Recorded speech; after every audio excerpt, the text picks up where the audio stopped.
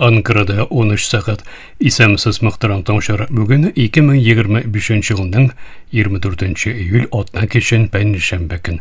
Сіз тұрыдан тұр эфирді Түркия Овазы радиосының татар тіліндегі тапшырын таңлайсыз. Біздің программа 16 метрлі қысқа дұлқынның 17615 килоге сышыланнан Түрксат 3А һәм Түрксат 4А ярышнары білән 3 тапқыр w.trtdinna.com интернет адрес соша һәм кісе телефонларының TRT Dinna қошымтасынан Voice of Turkey вот ис радио каналынан тапшыла.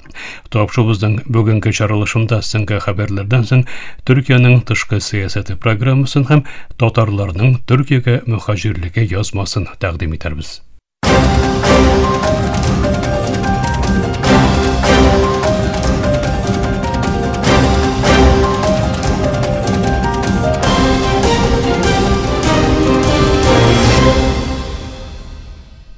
Түркия Овазы дулкыннарында соңгы хәбәрләр. Түркия тышкы эшләр министры Русия-Украина арасындагы соңгы сөйләшүләрнең тынычлыкка алып баручы адым булуын әйтте. Түркиянең җиңеләтүче ролена басма саучы Хакан Фидан сөйләшүләрнең тагын конструктив һәм нәтиҗәгә юнәлгән итеп алып барылуын канагать элекпән күзәттек диде.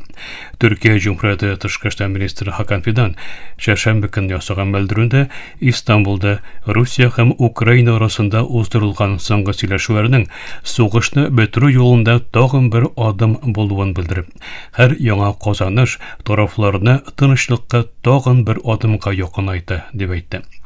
Түркиянең кабул итүендә оештырылган 3нче турыдан-туры сөйләшүләрдән соң ясаганы белдерүдә Фидан һәр ике тарафтан ким дигәндә 1200 сугыш әсире белән ике яклы буларак алмашу мәсьәләсендә килешүгә ирешелүен һәм тынычлыгының шул исәптән балаларның да илләренә кайтуы өчен өстәмә адымнар ясалуын әйтте.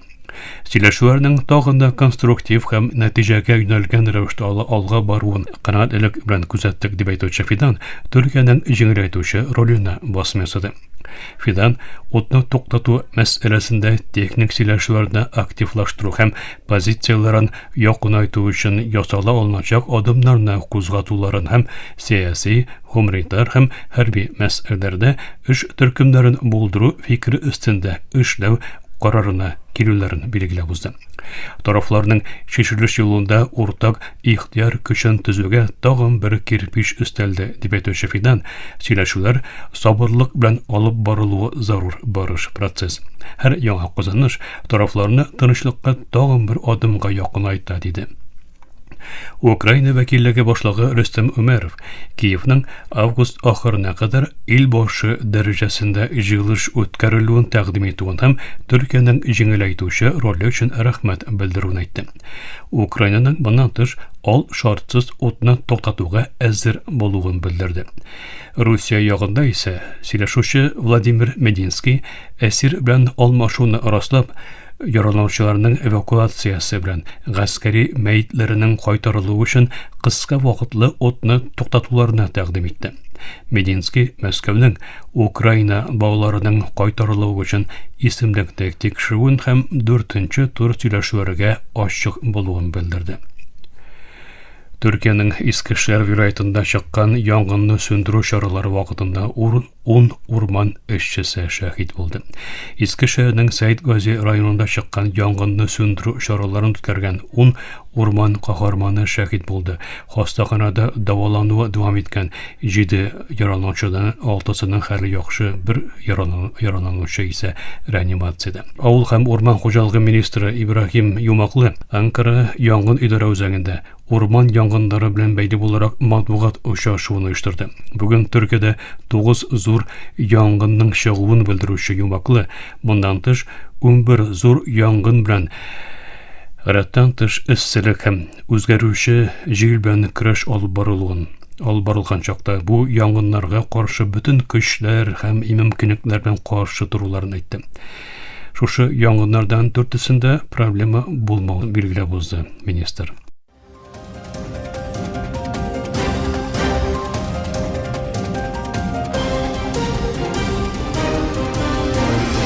Түркия Овазы дулкыннарында соңгы хәбәрләр тыңлыйсыз. Хамас Израильнең Газада 60 көнлек отны туктату тәкъдименә җавабын аралашчылар аша җиткерүен раслады. Фәлестинне бер чыганак җиткергәнчә җавап ярдәмнәрнең кертелүенә кагылышлы мәддәләр Израиль армиясе чигендергә тиеш булган төбәкләрнең карталары һәм сугышның даими бетерелүен ышаныч астына алачак хөкемнәргә карата үзгәрешләр белән бәйле тәкъдимнәрдән тора. Һәр ике як сөйләшүчеләре Дохада турыдан-туры булмаган сөйләшүләрне алып бара. Аралашчылар аша отны туктату килешүенә ирешү максат ителә. Төркия Израиль парламенты Кнессетның яу астындагы Йорданның көнбатыш үзәнлеген аннексияләү карарын халыкара хукукка күрә хөкемсез һәм яраксыз дип игълан итеп, карарны кире какты һәм аның региональ тотрыклык өчен җитди яңнау тәшкил итүен белдерде. Тышкы эшләр министрлыгыннан ясалган белдерүдә Йорданның көнбатыш үзәнлегенең 1967 елдан бирле Израиль оккупациясе астында булган Фәлестин җире булуына басма ясалды. Белдерүдә Израильнең бу төбәкне аннексияләүгә юнәлгән һәр төрле инициативасының легитим булмаган һәм котку салучы адым булуы, тынычлык тырышларына зыян китерүне максат итү әйтелде. Таиланд һәм Камбоджа армиялары атналар буе арткан киенекелектән соң шик буендагы бәхәсле төбәктә кораллы бәрелешләргә керде. Һәр ике ил дә беренче булып отны каршы якның ачуын алга сөрә. Таиланд гаскәреннән салган белдерүдә бәрелешләрнең гыйбадәт ханасы ярында бәхәсле төбәктә Камбоджа хәрбиләре ачкан ут белән башлануы турында әйтелә. Камбоджа саклану министрлыгы сушысы исә Таиланд гаскәрләренең провокацион рәвештә чик буен бозуын һәм Камбоджа көчләренең легитим үзенә саклау хукукын куллануын белдерде. Украина башкасы Киевда коррупция белән көрәш оешмаларының вакыйгаларын чикләүче канунга каршы протестлар дәвам иткән булса, ил башы Владимир Зеленский яңа канун өлгесен вәгъдә итте. Коррупциягә каршы көрәш алып баручы ике тип оешманың бәйсезлеген бетерүче хәзерге канун Русия белән сугыш башланганнан бирле илдә оештырылган беренче зур күләмдә ризасызлык чараларына сәбәп булды. Алынган реакцияләрдән соң ясаган белдерүдә коррупциягә каршы көрәш алып баручы оешмаларның бәйсезлеген ышаныч астына алачак бөтен хөкемнәр урын алган яңа канун тәкъдимен кертәчәген әйтте. АКШ операция мәхкәмәсе илбашы Дональд Трампның туу белән ватандашлык хукукын бетерүгә юнәлгән инициативасын төп канунга Конституцияга каршы килү карарын кабул итте. Мәхкәмә бу сиясәтнең әмәлгә керүен тоткарлаган түбән мәхкәмә карарын раслады. АКШ 9-нчы апелляция мәхкәмәсе Америка Кушма Штатлары җирләрендә туган һәм ата-анасы ватандаш булмаган балаларга автоматик рәвештә ватандашлык бирелүен бетерүне максат иткән ил башы карарнамәсенең төп канунны бозуы карарын кабул итте. Карар моңа кадәр Нью-Хэмпширда бер федераль судья кабул иткән һәм ил күләмендә гамәлдә булачак рәвештә карарнамәнең үтәлешен туктаткан хөкемгә дә туры килә. Бахтарам тамашасыз Төркия авазы дулкындарында соңгы хәбәрләр тыңладыгыз.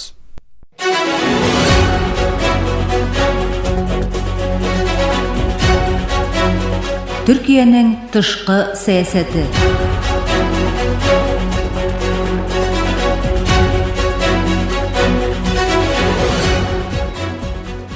Мөхтәрәм тыңлаучылар, Төркиянең тышкы сәясәте исемле тапшыру тизмәбезнең чираттагы чыгарылышын тәкъдим итәбез. Игътибарыгызга халыкара мөнәсәбәтләр белгече фәннәр докторы Җәмил Дуаҗибекнең Кипр тынычлык килешүенең 51 еллыгында Эрдоганның Төньяк Кипр Төрек Җөмһүриятенә сәфәре һәм яңа офыклар исемле аңлатмасын тәкъдим итәбез.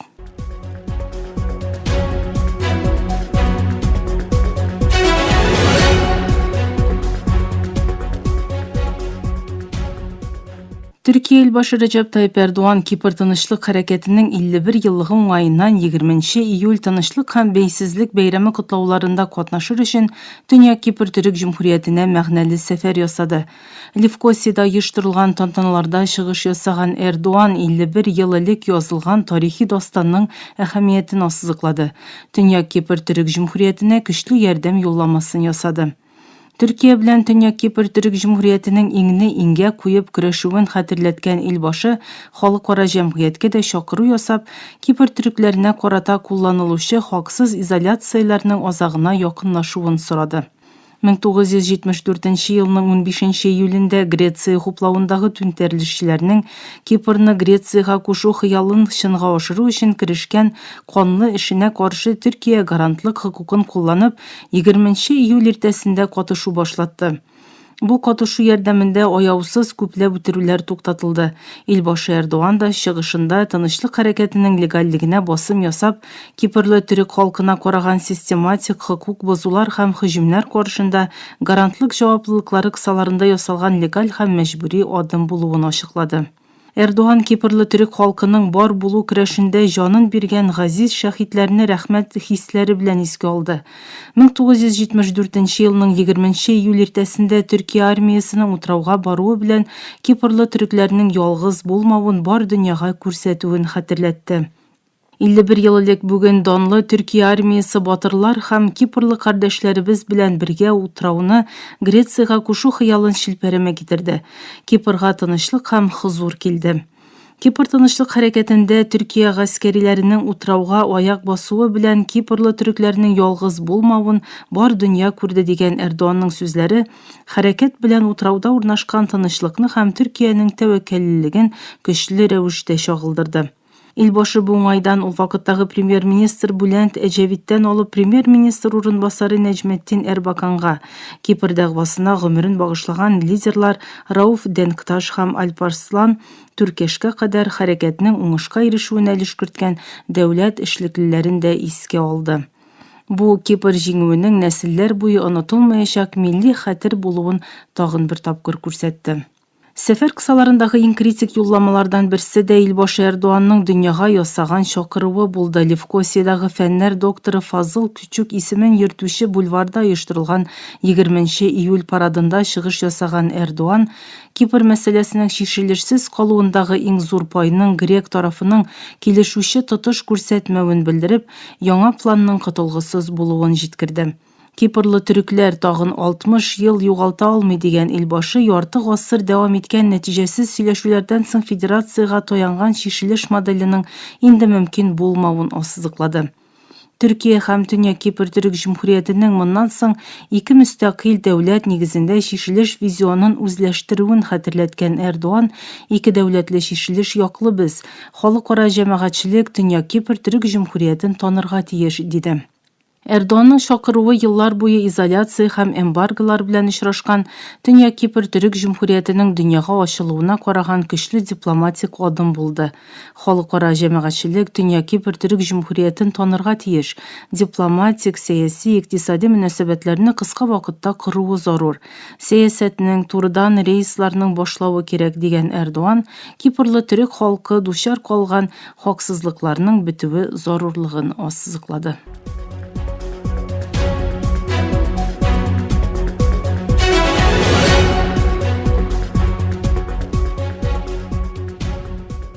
Грек җитәкчелегенең Кипрда бер яклы хакимият кыру тырышлыклары каршында бүген Төрки дәүләтләр оешмасында һәм Ислам хезмәттәшлек оешмасында вәкиллек ителүче Төньяк Кипр Төрек Җумһурияте чынбарлыгы бар. Кипрлы төрекләр күп тапкырлар сынап караган, ләкин уңышсыз тәмамланган федерация моделен яклаудан баш тартуы ап-ачык. Эрдоан да әйткәнчә, иске формулалар файда бирми. Моннан соң мөстәкыйль тиң ике дәүләт нигезендәге шишелеш бердән-бер мантыклы юл буларак күренә. Кипр төрекләре утрауда тигез, дәрәҗәле һәм имин шартларда яшәү хокукына ия. Эрдоанның сүзләреннән дә шуны аңлыйбыз. Төркия бу хокукка зыян китерәчәк бер нәрсәгә дә юл бирмәячәк.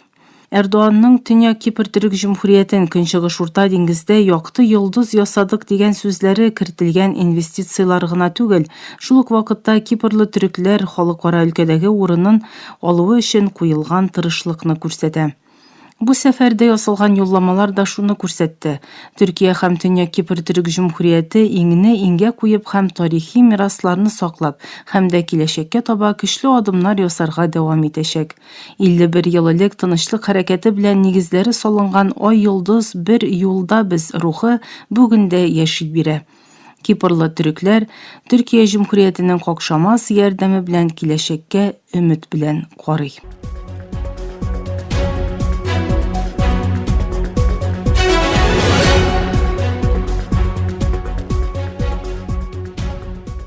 Хөрмәтле тыңлаучылар, сез халыкара мөнәсәбәтләр белгече фәннәр докторы Җәмил Дуач Ипәкнең аңлатмасын тыңладыгыз. Киләсе атнада күрешкәнгә кадәр исән имин булыгыз.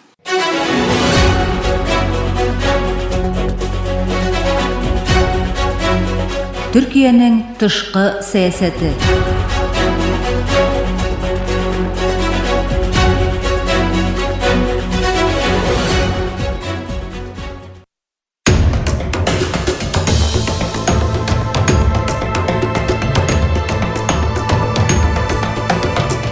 Bir tilde dünya haberleri trtworld.com adresinde.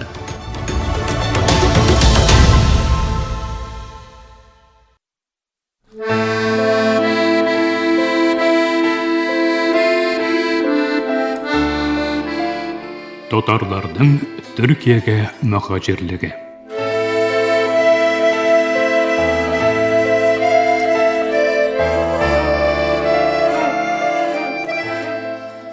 Muhtaram tanışlar, Türkiye'ge Tatar hücretine bağışlangan tavşı dizmemizin bugünkü 30. bölümünde Sadri Maksudi turunda söz alıp barımızdan devam ettiririz. Ötken yazmada Maksudi'nin Reseydagi siyasi işenligi hakkında, onun Oktyabr revolütsiyasını, Oktyabr inqilabını kabul etmeyi turunda aytib ozgan edik. Bolşevik hükümeti tarafından қолға alunu korkunuşı tuğaş Sadri Maksudi 1918 yılda Finlandiyaşı Fransiyaga ketdi. Şulay etip 350 yıldan soң Tatarlarning öz devletlerini tüzü umtuluşları yok etili. Bolşevikler milli idarəni taratqaç, onun a'zalaridan birilişi chet elga emigratsiyaga keterge mecbur bola. Lekin chet elda bo'lsalar da Milliy Majlis o'z ishchanligini davom ettirishga tirishi. Ular dunyoga tatarlarni tanıtu, ularning siyosiy huquqlarini yoqlaw uchun xalqaro uyushmalarga murojaat etdilar. Sadri Maksudi 1919 yılda Millet Meclisi vekili olarak Paris Xalqaro Sulh konferensiyasında İdil boyu Türklerinin huquqlarini yoqlaw masalasini ko'tardi. 1920 yılının dekabrında ol Gayas İshaqi hem Fuat Tuktar bilan birlikte Fransiya matbuatında Ishki Rusiya Tatar musulmonlarining chet eldagi vakilligi murojaatini bostırıp chiqardi. İşenligini devam etib, ol 1921 yılının g'inbarında Parijda o'zgan Uchiditiller jayini a'zolari kengashmasida qatnashib, Tatar vakillari deklaratsiyasini e'lon etdi. 1922-1923 yıllarda Maksudi Helsinki'de hem Berlin'de g'imir etdi. Türkiye xalqlar tarixi turunda materiallar toplay. Bu yıllarda onda Tatar ziyalı hem siyasatçılarından başka şahıslar da bola. Şuluk yıllarda Abdülbari Battal'da Helsinki'de yaşay hem Tatar tarixine qaragan eser için material çıya.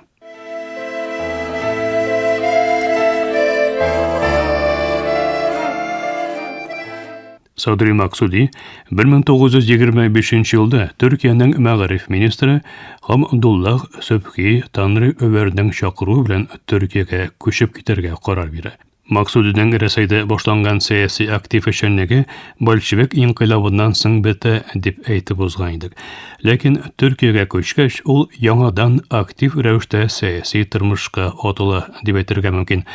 Lekin indi ol munda Tatar siyasatçısı olarak tugul, Türk siyasatçısı olarak işenlik alıp bara. Türkiye'ye jirleşkenden soң Sadri Mağarif ülkesinde de işenlik alıp bara. Ol yuridik mektep hem Ankara Üniversitesi'nin yuridik fakülteti profesörü olarak Türk yaşlarına hukuk tarihi derslerin biri. Türkiye'de Sadri Maksudi'nin siyaset işçiliğine kelgende. Ol 1931-1938 yıllarda Cumhuriyet Halk Partisi'nden 1950-1954 yıllarda Demokratik Parti'den Türkiye'nin Büyük Millet Meclisi deputatı halk şanışlısı bulan. Узак еллар Анкара университетында оқытканнан соң ул 1943 елдан башлап Истанбул университетының юридик факультеты профессоры, хукук тарихы белгече буларак хезмәт итә. Садри Максуди 1910 елларда Русия Дәүләт Думасы делегациясе составында Англиягә сәяхәт итү турында аңлаткан иде инде. 30 елдан соң ул төгелрәк әйткәндә 1936-1937 елларда Төркия вәкиле буларак Милләтләр Лигасы конгресслары эшендә катнаша. 40 елдан соң 1950 елда исә Төркия парламенты вәкиллеге әгъзасы буларак Авропа шурасы киңәшмәләрендә катнаша.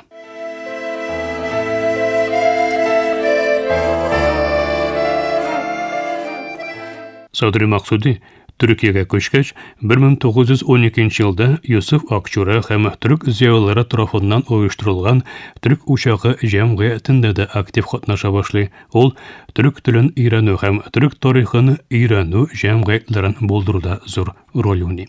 Сәяси һәм мәгариф эшчәнлеге белән бергә Максуди Төркия вакытлы матбугатында да үзенең мәкаләләре белән катнаша.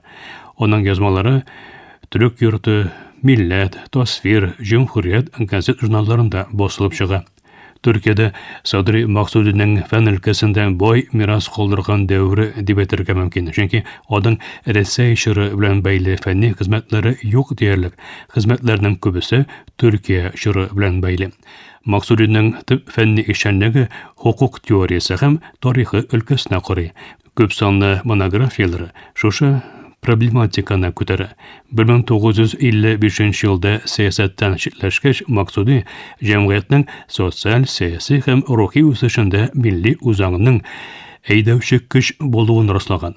Милләтләрнең мөстәкыйль үсешкә хукукы кагылсызлыгын исбатлаган миллият тойгысының социологик әсаслары исемле хезмәтен яза. Бу әсәр берничә тапкыр басыла.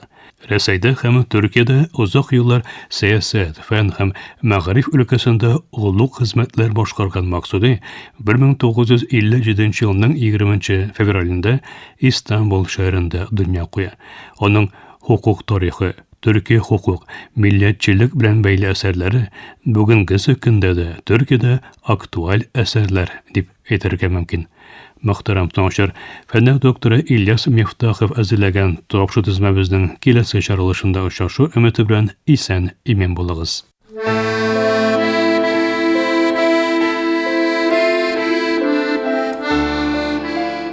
Татарларның Төркиягә мөхаҗирлеге.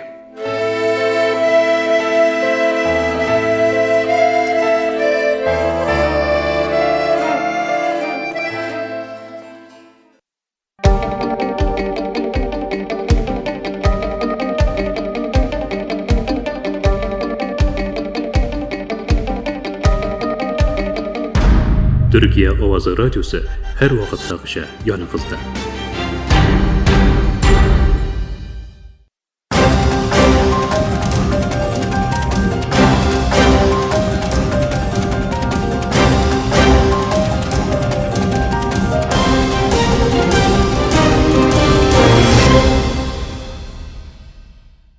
Мөхтәрәм тыңлаучылар, Төркия авазы радиосыдагы татар төрендәге тапшырулары шушының белән ахырына якынлашты.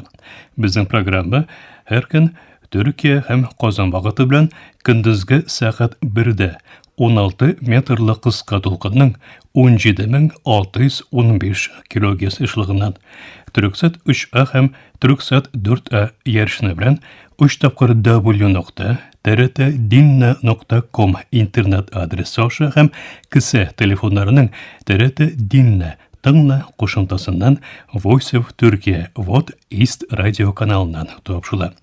Ярты сәгатьлек тапшырыбызның кабатлавын Төркия һәм Казан вакыты белән сәгать кичке 8 ортада 42 дәрәҗә көнчыгыш юнәлешендәге Төрксат 3А һәм Төрксат 4А ярышлары белән 3 тапкыр www.trt-dinna.com интернет сәхифәсе аша Вот Вес радио каналынан тыңлый аласыз. Әлегә без сезнең белән саубуллашабыз, эфирдә киләсе очрашуга кадәр.